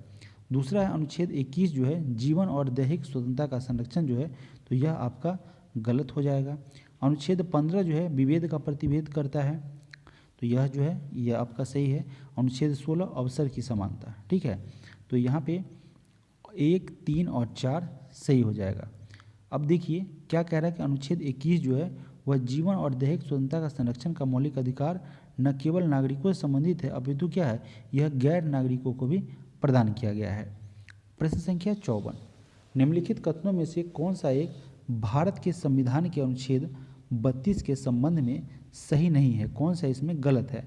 अब देखिए अनुच्छेद 32 जो है यह नागरिकों को मौलिक अधिकार के प्रवर्तन के लिए उपाय प्रदान करता है, यानी कि जब किसी नागरिक का मौलिक अधिकार का हनन होता है तो वह जो है अनुच्छेद 32 के तहत जो है सर्वोच्च न्यायालय में अपील कर सकता है। तो यह ऑप्शन ए आपका सही हो जाएगा। बी नंबर ऑप्शन कह रहा है कि यह मौलिक अधिकार का एक हिस्सा है, सही है, मौलिक अधिकार का पार्ट है। क्योंकि 12 से लेकर 35 तक भाग 3 के अंतर्गत मौलिक अधिकार का वर्णन किया गया है और यह अनुच्छेद 32 है, तो 12 से 35 के अंदर है, तो मौलिक अधिकार का यह भाग है। इसके अलावा ऑप्शन सी में कह रहा है कि अनुच्छेद 32 के तहत देरी के आधार पर उच्चतम न्यायालय किसी रीट याचिका को अस्वीकार नहीं कर सकता है, तो यह भी सही है। डी में कहा गया है, ऑप्शन नंबर डी में, कि अनुच्छेद 32 के तहत सुरक्षा साधारण कानून के लागू होने पर भी लागू होती है, जिसका मौलिक अधिकार से कोई संबंध नहीं है, तो यह हमारा गलत हो जाएगा। व्यक्ति अपने मूल अधिकारों के उल्लंघन पर उपचार हेतु सर्वोच्च न्यायालय की शरण में जा सकता है। अनुच्छेद 226 के तहत व्यक्ति इस संबंध में उपचार हेतु उच्च न्यायालय भी जा सकता है। व्यक्ति अपने विवेकानुसार, अपने बुद्धि के हिसाब से, अपने डिसीजन के हिसाब से किसी भी न्यायालय में जा सकता है। अनुच्छेद 32 को डॉक्टर भीमराव अंबेडकर ने संविधान की आत्मा और हृदय कहा है।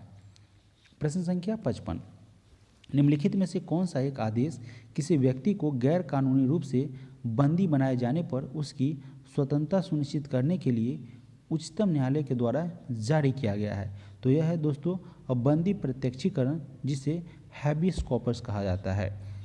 बंदी प्रत्यक्षीकरण, हैबियस कॉर्पस, शाब्दिक अर्थ इसका है शरीर को प्रस्तुत करना।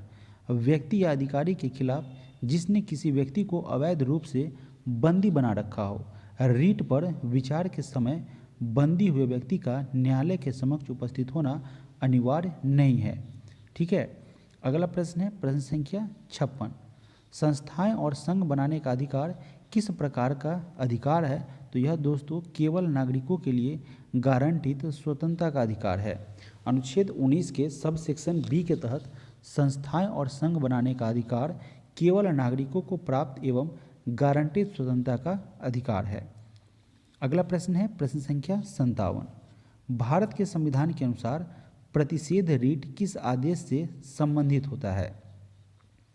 इसका संबंध जो है वह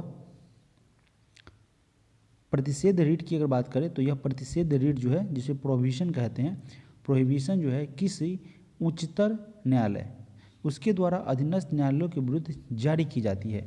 इस रीट को जारी करके अधीनस्थ न्यायालयों को अपनी अधिकारिता के बाहर कार्य करने से रोका जा सकता है। इस रीट के द्वारा अधीनस्थ न्यायालय को किसी मामले में तुरंत कार्रवाई करने तथा की गई कार्रवाई की सूचना उपलब्ध कराने का आदेश प्रदान किया जाता है अथवा दिया जाता है। प्रश्न संख्या 58 निम्न में से कौन सा सही है? इसमें से कौन सा ऑप्शन सही है? अब देखिए यहाँ पे कह रहा है कि सामाजिक समानता संविधान में प्रत्याभूत नहीं है। दोस्तों सामाजिक समानता की अगर बात करेंगे वह संविधान में इसका जिक्र किया गया है, तो ठीक है, तो कह रहा है कि नहीं है, तो यह क्या है? गलत है, किया गया है। देश में सामाजिक समानता पहले से ही विद्यमान थी, तो यह भी सही बात है। और सामाजिक समानता संविधान में प्रत्याभूत है। तो दोस्तों संविधान के भाग 3 में अनुच्छेद 14 से लेकर 18 के तहत प्रदत्त समता के अधिकार के विभिन्न प्रावधानों के तहत सामाजिक समानता प्रत्याभूत की गई। प्रस्तावना में भी सामाजिक न्याय उपलब्ध करने की बात कही गई है। ठीक है, तो यहाँ सी जो है वह क्या हो जाएगा? गलत हो जाएगा। ठीक है, प्रश्न में क्या कह रहा था, कौन सा जो है इसमें से सही है, सॉरी, तो सी हमारा यहाँ पे सही हो जाएगा। अगला प्रश्न है प्रश्न संख्या 59, निम्नलिखित में से किसको संविधान के द्वारा मौलिक अधिकारों को लागू करने की शक्ति दी गई है? तो यह दिया गया है सर्वोच्च न्यायालय को एवं उच्च न्यायालय को। इन दोनों को जो है संविधान के द्वारा मौलिक अधिकार लागू करने की शक्ति प्रदान की गई है। संविधान का अनुच्छेद 13 मूल अधिकारों के उल्लंघन के विरुद्ध जो है वह न्यायालय को न्यायिक पुनर्विलोकन की शक्ति प्रदान करता है। यह शक्ति उच्चतम न्यायालय के द्वारा अनुच्छेद 32 के तहत तथा उच्च न्यायालयों के द्वारा अनुच्छेद 226 के तहत प्राप्त है। यानी कि अनुच्छेद 32 के तहत सुप्रीम कोर्ट को प्राप्त है और अनुच्छेद 226 के तहत हाई कोर्ट को प्राप्त है। इस शक्ति के अधीन उच्चतम न्यायालय एवं उच्च न्यायालय के द्वारा संसद या विधान मंडलों के द्वारा पारित वैसे किसी भी अधिनियम को असंवैधानिक घोषित कर सकता है जो मौलिक अधिकारों का उल्लंघन करता है। विधान मंडलों के द्वारा पारित ऐसे किसी भी अधिनियम को असंवैधानिक घोषित कर सकते हैं जो संविधान के भाग 3 मूल अधिकार में दिए गए किसी भी उपबंध की असंगति में है। अगला प्रश्न है प्रश्न संख्या 60। मौलिक अधिकार क्या है? मौलिक अधिकार जो है साथियों वह वाद योग विषय है, तो ऑप्शन नंबर ए हमारा यहाँ से सही हो जाएगा। मौलिक अधिकार वाद योग है। वाद योग का अर्थ होता है जो कानूनी कार्रवाई करने के आधार पर प्रदान करना, इसी को वाद योग कहा जाता है। मौलिक अधिकार का उल्लंघन होने पर उच्चतम न्यायालय या उच्च न्यायालयों के द्वारा कानूनी कार्रवाई करना भारतीय संविधान में सामाजिक आर्थिक एजेंडे को साकारित करने के लिए वाद योग या अवाद योग दोनों तरह की व्यवस्थाएं समाहित की गई हैं, जिसमें मौलिक अधिकार क्या होता है? वाद योग होता है, और नीति निर्देशक तत्व जो है वह अवाद योग होता है। प्रश्न संख्या 61। मौलिक अधिकार क्या है? तो यह आपातकालीन स्थिति में निलंबित किए जा सकते हैं। ठीक है, तो ऑप्शन नंबर डी यहाँ से हमारा सही हो जाएगा। मौलिक अधिकार नैसर्गिक एवं अप्रतिदेय अधिकार है जो राज्यकृत के विरुद्ध एक गारंटी के रूप में दिया गया है। इन्हें केवल आपातकालीन स्थिति में ही निलंबित किया जा सकता है। मौलिक अधिकार भाग 3 के अनुच्छेद 12 से 35 के अंतर्गत इसका वर्णन किया गया है। अब बढ़ते हैं अगले प्रश्न की तरफ। प्रश्न संख्या 62। 62 नंबर प्रश्न में है कि भारतीय संविधान में स्वतंत्रता का अधिकार 4 अनुच्छेदों के द्वारा प्रदान किया गया है। वह कौन है? अनुच्छेद 19 से लेके 22 तक। 19, 20, 21 और 22। यह अनुच्छेद 19 से 22 के अंतर्गत जो है वह स्वतंत्रता का अधिकार जो है उसका जिक्र किया गया है। भारतीय संविधान के भाग 3 के तहत अनुच्छेद 19 से अनुच्छेद 22 तक 4 अनुच्छेदों के द्वारा स्वतंत्रता का अधिकार प्रदान किया गया है। अनुच्छेद 19 में दोस्तों विचार एवं अभिव्यक्ति से संबंधित 6 प्रकार की स्वतंत्रता दी गई है। अनुच्छेद 20 अपराधों के लिए दोष सिद्धि के संबंध में संरक्षण प्रदान करता है, और अनुच्छेद 21 में प्राण एवं दैहिक स्वतंत्रता का संरक्षण किया गया है, तथा अनुच्छेद 22 में कुछ दशाओं में गिरफ्तारी और निरोध में संरक्षण प्रदान किया गया है। प्रश्न संख्या 63। भारतीय संविधान का कौन सा अनुच्छेद अस्पृश्यता यानी कि छुआछूत उसका उन्मूलन करता है और किसी भी रूप में इसके आचरण का निषेध करता है? तो यह अनुच्छेद 17 है। भारतीय संविधान का अनुच्छेद 17 है, जिसके अंतर्गत उल्लेख किया गया है कि अस्पृश्यता का अंत किया जाता है और उसका किसी भी रूप में आचरण निषिद्ध किया जाता है। अस्पृश्यता की प्रथा को अनुच्छेद 17 के अंतर्गत एक दंडनीय अपराध घोषित किया गया है। प्रश्न संख्या 64। भारत में अस्पृश्यता का निवारण निम्न में से किस उपायों के द्वारा किया जा सकता है? तो दोस्तों इसके लिए कानून बनाकर किया जा सकता है, शिक्षा की उन्नति के द्वारा किया जा सकता है, जन जागरण के द्वारा लोगों को जागरूक करके किया जा सकता है, नौकरियों में प्रवेश दिलाकर जागरूक नहीं कर सकते हैं। तो हमारा क्या हो जाएगा? ऑप्शन नंबर ए इसका सही आंसर होगा।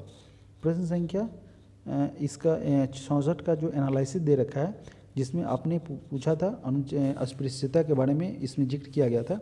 तो इसमें अनुच्छेद 17 है वो अस्पृश्यता के अंत का प्रावधान करता है, जो कि अधिकार संरक्षण के द्वारा सिविल अधिकार संरक्षण अधिनियम 1955 के द्वारा अस्पृश्यता जो है उसको एक अस्पृश्यता छुआछूत को जो है उसे क्या किया गया है? एक दंडनीय अपराध बनाया गया है। प्रश्न संख्या 65। अनुसूचित जाति एवं अनुसूचित जनजाति को किसी अनुच्छेद के अंतर्गत मौलिक सामाजिक आर्थिक राजनीतिक तथा सांस्कृतिक अधिकार दिया गया है? तो दोस्तों यह है अनुच्छेद 17। ठीक है, अभी हमने इस प्रश्न को पढ़ा है और यह प्रश्न बार बार आ रहा है। भारतीय संविधान का जो भाग 3 है उसमें मौलिक अधिकार का जिक्र किया गया है 12 से 35 तक। उसी में जो अनुच्छेद 17 है वह अस्पृश्यता के संबंध में जो है वह उपलब्ध कराता है, छुआछूत के विरुद्ध जो है वह निषिद्ध करता है, उसको प्रतिबंधित करता है। मौलिक अधिकारों का संरक्षक कौन है? तो दोस्तों जानते हैं न्यायपालिका है। मौलिक अधिकारों का संरक्षक न्यायपालिका है, और भारतीय संविधान में मौलिक अधिकारों का जब उल्लंघन होगा तब अनुच्छेद 32 के द्वारा जो है वह सर्वोच्च न्यायालय में अपील किया जा सकता है, और अनुच्छेद 32 के तहत सर्वोच्च न्यायालय तथा अनुच्छेद 26 के तहत जो है वो उच्च न्यायालय में मौलिक अधिकार के हनन के विरुद्ध क्या कर सकते हैं? जो है अपील कर सकते हैं, और इसी के द्वारा जो है वह जो है सुप्रीम कोर्ट या हाई कोर्ट क्या करता है, रीट जारी करने का उन्हें शक्ति प्रदान किया गया है या शक्ति प्राप्त है। किस विवाद ने संसद को मौलिक अधिकारों में संशोधन करने का अधिकार दिया है? तो यह क्यों कौन सा हो जाएगा, केशवानंद भारतीवाद और गोलकनाथवाद भी है। तो देखिए यहाँ इसका आंसर क्या हो जाएगा, 67 का ए हो जाएगा। ठीक है, केशवानंद भारती बनाम केरल राज्यवाद, इसने संसद को मौलिक अधिकार में संशोधन का अधिकार दिया। 24 अप्रैल 1973 को सर्वोच्च न्यायालय के 13 जजों के बेंच ने 7:6 के बहुमत से निर्णय दिया कि संसद की संविधान संशोधन शक्ति अब विस्तृत है किंतु असीमित नहीं है। संसद मूल अधिकारों का संशोधन कर सकती है किंतु वह संविधान के आधारभूत तत्वों को परिवर्तित नहीं कर सकती है। प्रश्न संख्या 68, निम्नलिखित में से कौन सा मौलिक अधिकार नहीं है? समानता का अधिकार है, शोषण के विरुद्ध अधिकार है, संपत्ति का अधिकार नहीं है और धार्मिक स्वतंत्रता का अधिकार है। तो हमारा क्या हो जाएगा सही आंसर, ऑप्शन नंबर सी। 44वां संविधान संशोधन जब 1978 हुआ था, उसमें मौलिक अधिकारों के सूची से इस संपत्ति के अधिकार को हटा दिया गया था और 300 क के तहत कानूनी अधिकार, इसको मौलिक अधिकार में नहीं कानूनी अधिकार में शामिल कर दिया गया था अथवा जोड़ दिया गया था। प्रश्न संख्या 69, निम्नलिखित में से कौन सा मूल अधिकार विदेशी नागरिकों को प्राप्त नहीं है? तो दोस्तों विधि के समक्ष समानता प्राप्त है, प्राण एवं दैहिक स्वतंत्रता का अधिकार प्राप्त है, शोषण के विरुद्ध अधिकार उसे प्राप्त है और अभिव्यक्ति की स्वतंत्रता का अधिकार उसे प्राप्त नहीं है।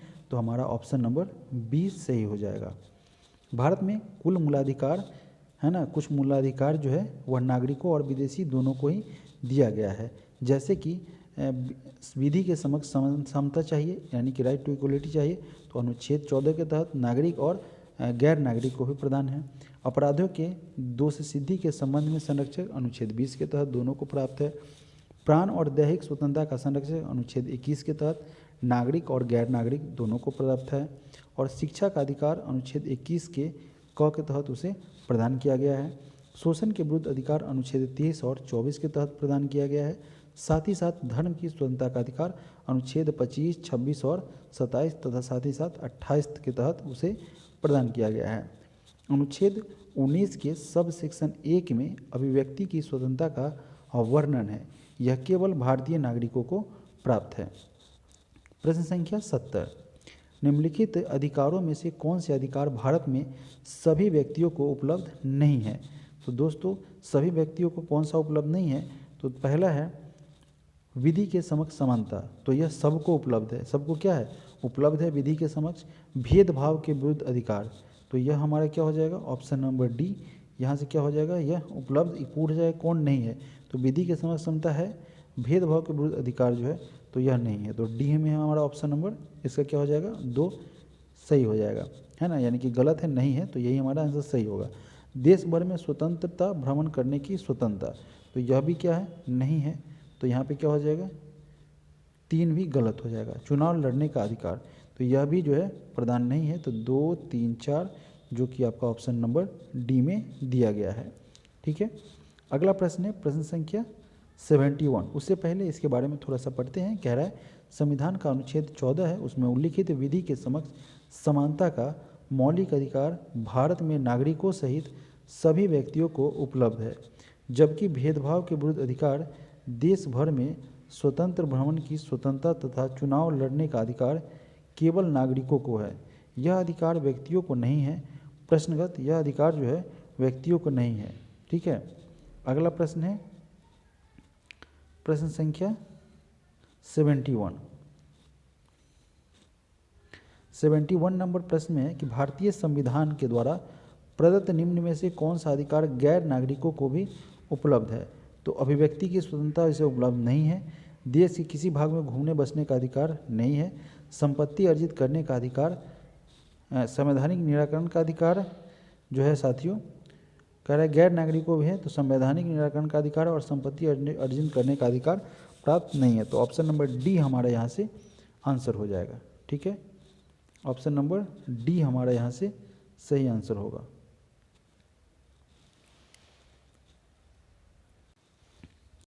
ऑप्शन नंबर डी यहाँ से हमारा सही आंसर होगा।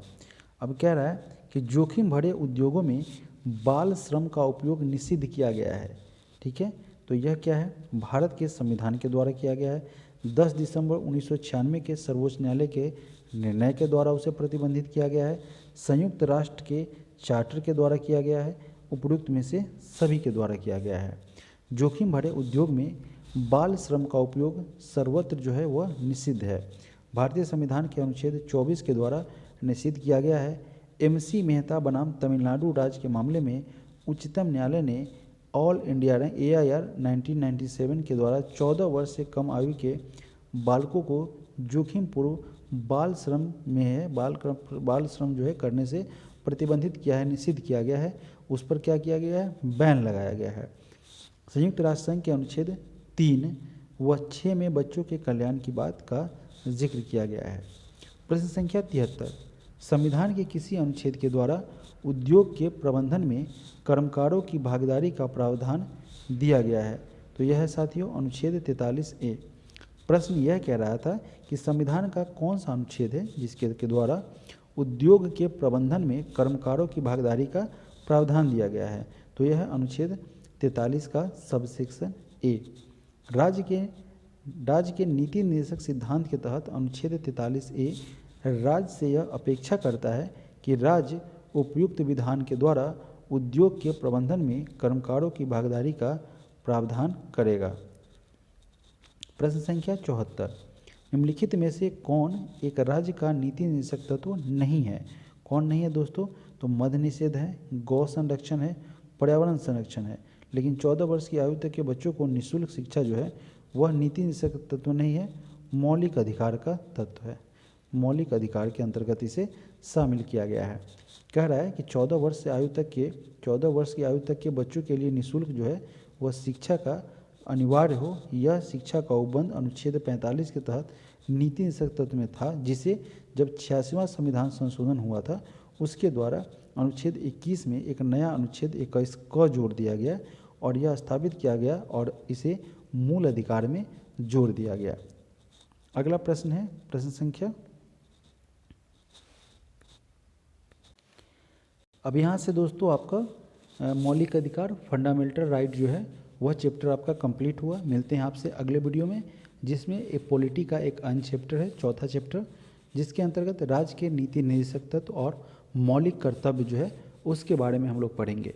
आप फंडामेंटल राइट जो अभी आप वीडियो अपलोड होगा उसे आप कंप्लीट देख लेंगे। और अगर किसी भी अन्य वीडियो के बारे में अगर आप मिस कर रहे हैं, चाहे वो प्लेटफॉर्म का बिहार SSC का सेट प्रैक्टिस हो अथवा RBD का सेट प्रैक्टिस हो अथवा करेंट अफेयर्स हो, इस सभी के लिए आप इस चैनल के माध्यम से जुड़ सकते हैं। आप सभी लोगों का बहुत बहुत धन्यवाद।